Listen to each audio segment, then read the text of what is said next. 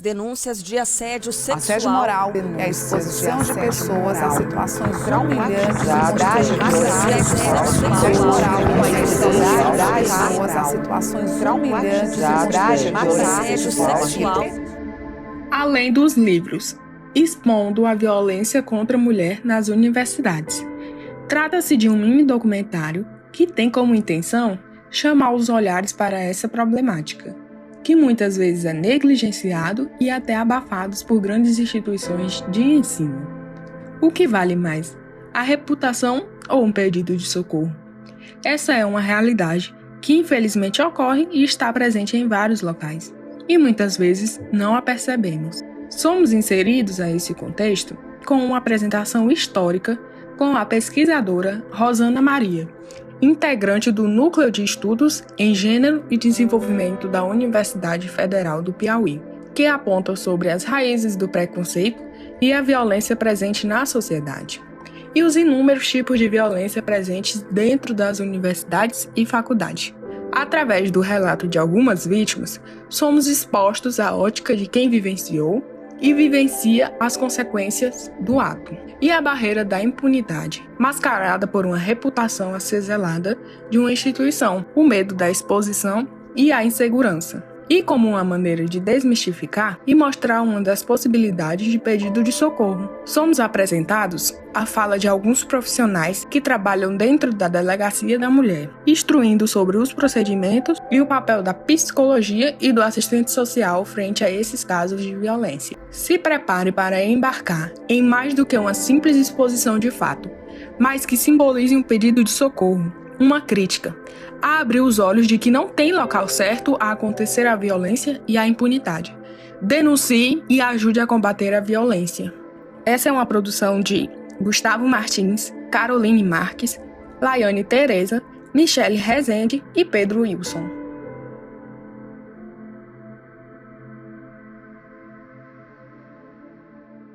Em relação à prisão do suspeito de estuprar e matar uma aluna na Universidade Federal do Piauí. Coloca na tela pra gente essa reportagem também. A Justiça decidiu manter preso por tempo indeterminado de estuprar e matar a estudante de jornalismo Janaína da Silva Bezerra, de 21 anos. Ela era da Universidade Federal do Piauí. Esse caso ganhou bastante repercussão. Ele aconteceu durante uma calorada, como eles chamam, na faculdade, lá em Teresina, entre sexta e sábado. O suspeito, que é esse que a gente vê aí na imagem, é o Tiago Maílson Barbosa. Ele tem 29 anos e ele é estudante de mestrado na mesma universidade. Na Universidade.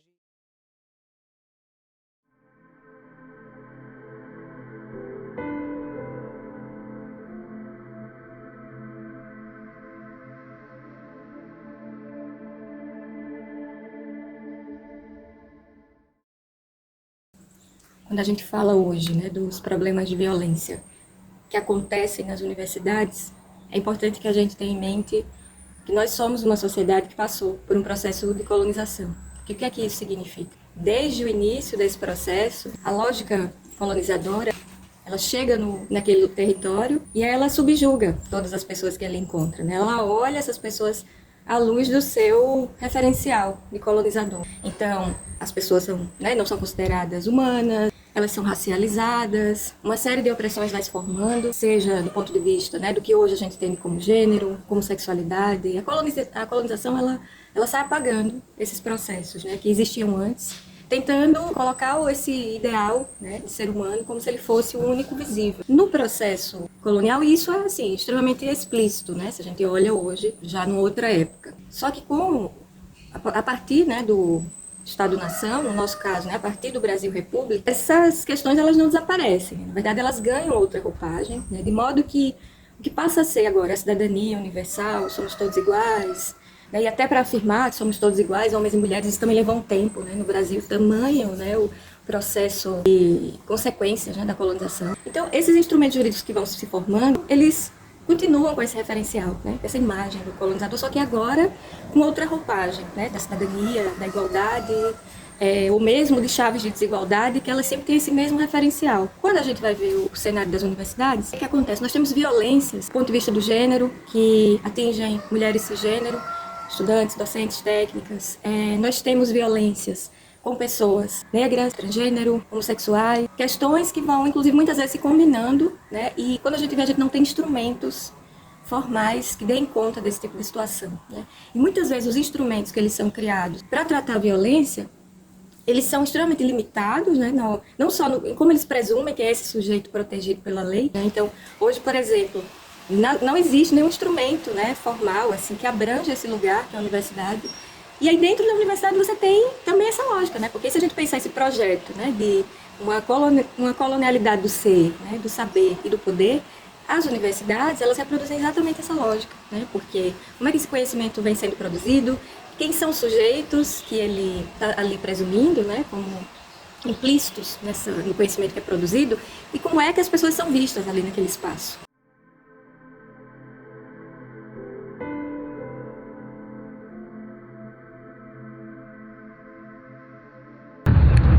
Era um colega de turma, ele era recém-transferido da faculdade.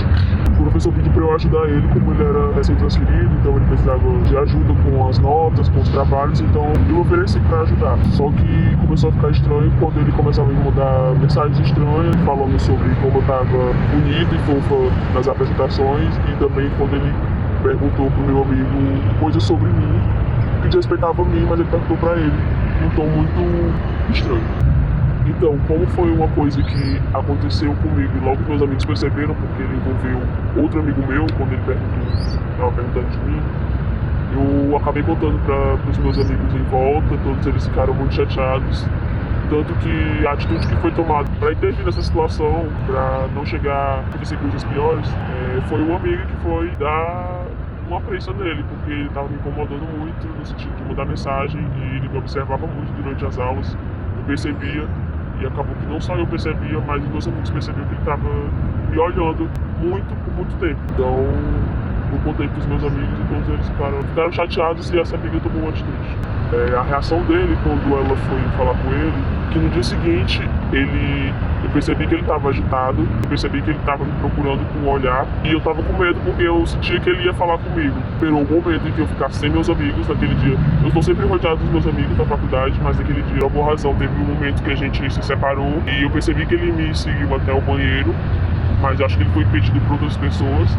Só que quando eu retornei para a sala, sozinho, ele me abordou para perguntar o que tinha acontecido, por que ele estava me incomodando. Eu ainda assim tentei falar com ele, tentei explicar, mas confirmei que ele estava me incomodando, que não queria que ele ficasse falando comigo. Ele respeitou até certo ponto. Eu acho que ele, sempre que eu estava com os meus amigos, ele não olhava mais para mim, eu percebi que ele baixava a cabeça. Mas quando eu estava só, principalmente, isso aconteceu em 2022, no final de 2022, mas esse ano ele já voltou a me olhar estranho de novo. Eu acho que passou um tempo, ele meio que esqueceu e já voltou a ficar esquisito de novo.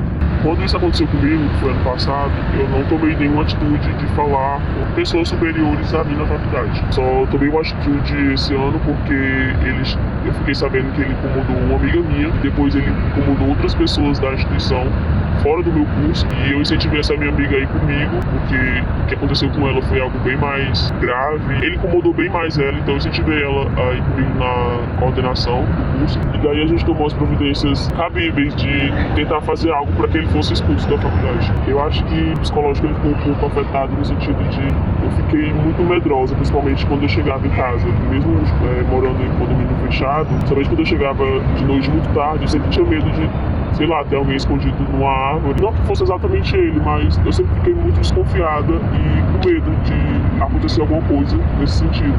Tive um pouco de dificuldade de dormir porque eu ficava pensando muito e com medo também sobre isso, porque ele queria me encontrar e conversar e eu não queria.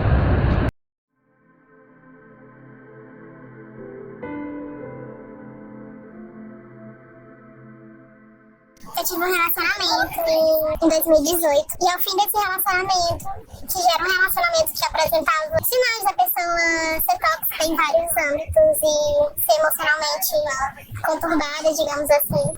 Após o término, a pessoa foi para a mesma instituição em que eu estudava, o mesmo curso, começou de forma muito sutil, tão sutil que eu nem percebia. A pessoa estava em outro andar, ia para o andar onde eu estava, ficava olhando no vidro da sala, sempre estava nos espaços que eu estava. Era tão sutil pra mim, pelo menos, que quem notava mais isso eram pessoas que estavam estavam perto de mim, os meus amigos, não eu. Até um fatídico dia em que eu estava saindo de um evento na faculdade, na instituição, estava indo pra parada de ônibus.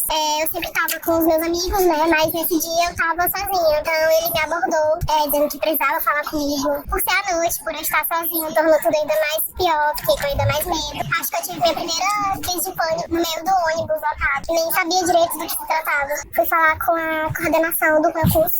Trouxe prints, porque antes dele fazer o que ele tinha feito, ele mandava mensagens pra mim coagindo. Eu fico muito nervosa, porque mesmo que isso já estivesse acontecendo ao meu redor, eu não estava percebendo, eu não queria perceber. Eu fui na coordenação, mostrei tudo que eu tinha, né? É porque ele era aluno da instituição do curso. A coordenação do curso me estimulou a prestar queixa, né? Dizendo que o que eu tinha era muito superficial, né? Que não mostrava de nada fato, até porque quando ele veio me abordar, sem o meu consentimento, foi fora da faculdade, né? Por eu estar ali indo pra parada de ônibus. Então, veio esse discurso, né? Por parte da instituição que o que eu tinha era circunstancial e que não iria dar em nada, né?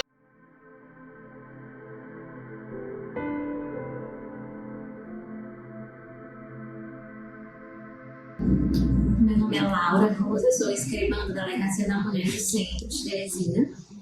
E aqui nós fazemos atendimento às mulheres vítimas de violência doméstica ou vítimas de outros crimes e violências que não estejam no contexto doméstico ou familiar, mas que tenham um cunho sexual. Temos esse atendimento aqui quando as vítimas chegam à delegacia.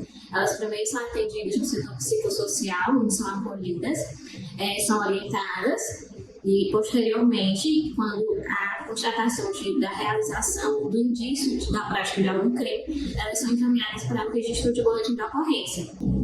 Após o registro do boletim de ocorrência, elas prestam declarações no cartório pela escrivã e delegada, onde nós buscamos obter da vítima todas as informações que precisamos para que seja realizada uma investigação a respeito deste crime e possamos colher todos os indícios, todas as provas. Posteriormente, nós procedemos à intimação de eventuais testemunhas, providenciamos a colheita de outros tipos de provas, perícias que sejam necessárias, realização de exames na vítima, se for o caso, se for preciso. Posteriormente, nós intimamos, procuramos localizar o suposto acusado do crime, procedemos à oitiva dele e, para finalizar, a delegada faz um relatório. Caso haja comprovação de que realmente há indícios de materialidade deste crime, indício de autoria, a delegada encaminha o inquérito policial para o Ministério Público para que seja oferecida denúncia. E assim possa ser aberto um processo judicial e possa ser apurado todo este fato e, ao fim, o acusado seja julgado e condenado.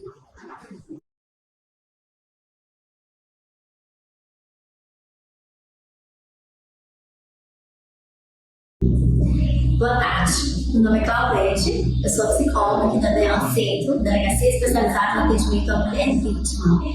Eu quero dizer que o serviço de psicologia dentro de uma delegacia é um trabalho bastante contemporâneo, né? Porque até então, há algum tempo atrás, esse trabalho ele não existia, devido ao entendimento, né?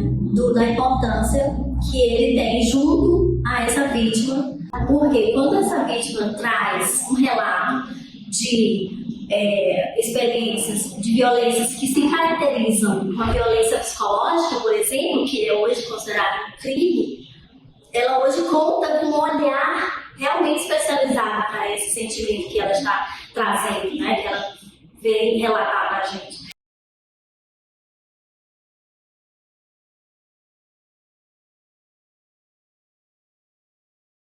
Boa tarde, eu me chamo Sheila, sou assistente social da Delegacia da Mulher do Centro há mais de 20 anos e queria falar um pouco aqui sobre o nosso trabalho.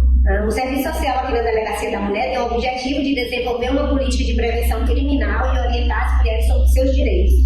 Então, eu quero dizer às mulheres que elas podem vir sem medo, que aqui ela vai encontrar acolhida, que ela vai ser ouvida, como deve ser ouvida, e que ela não tema e pode vir, nós estamos aqui a seu inteiro dispor.